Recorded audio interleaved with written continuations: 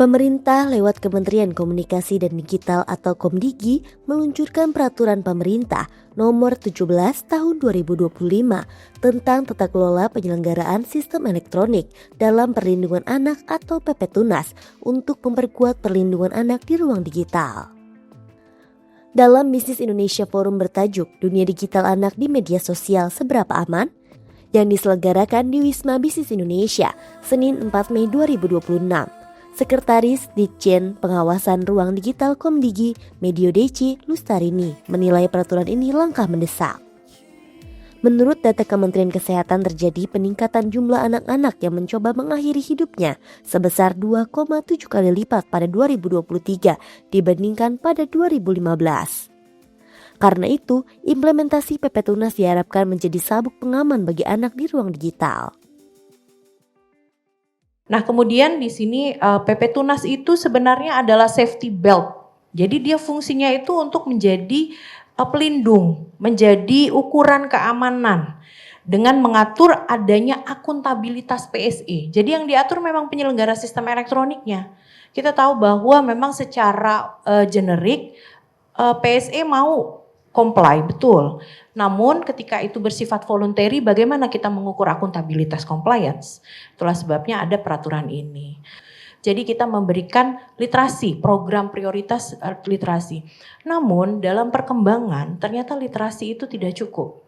Literasi juga harus dibantu oleh teknologi. Artinya bahwa PSE harus dikasih tanggung jawab juga. Bukan hanya pengguna yang bertanggung jawab untuk menggunakan ruang digital ataupun sistem elektronik secara aman. Tapi juga penyelenggara sistem elektronik harus memastikan sistemnya andal, aman, dan bertanggung jawab.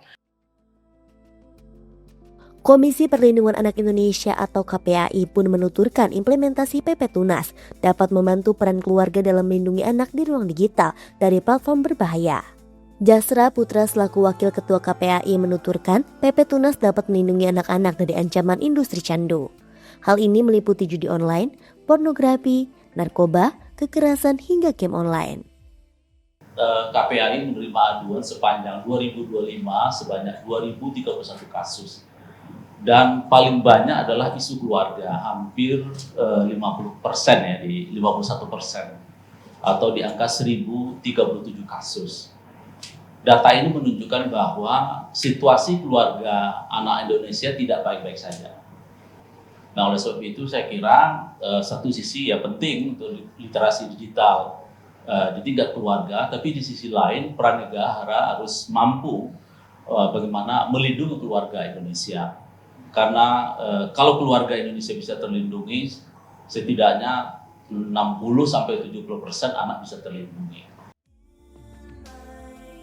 Ketua Bidang OTT dan E-commerce Masyarakat Telematika Indonesia atau Mastel, Alex Chandra, pun menuturkan penerapan PP-Tunas di tanah air menjadi langkah positif.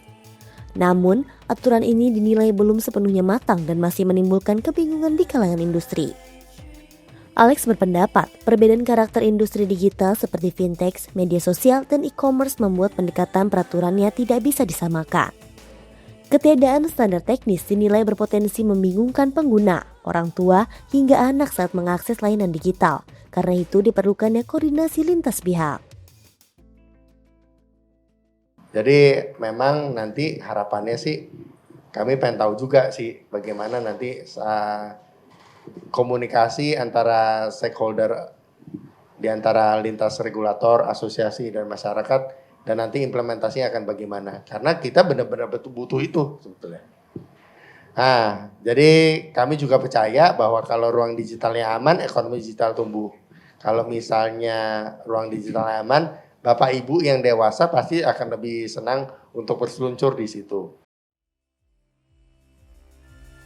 Di samping itu, Komdigi juga membuka peluang bagi startup untuk mengembangkan teknologi verifikasi usia di platform digital. Hal ini dinilai menjadi peluang lantaran teknologi masih terus berkembang. PSE dinilai juga wajib memastikan teknologi verifikasi yang digunakan memenuhi ketentuan peraturan perundang-undang, kerjasama dengan pihak ketiga, menjamin perlindungan anak serta keandalan teknologi.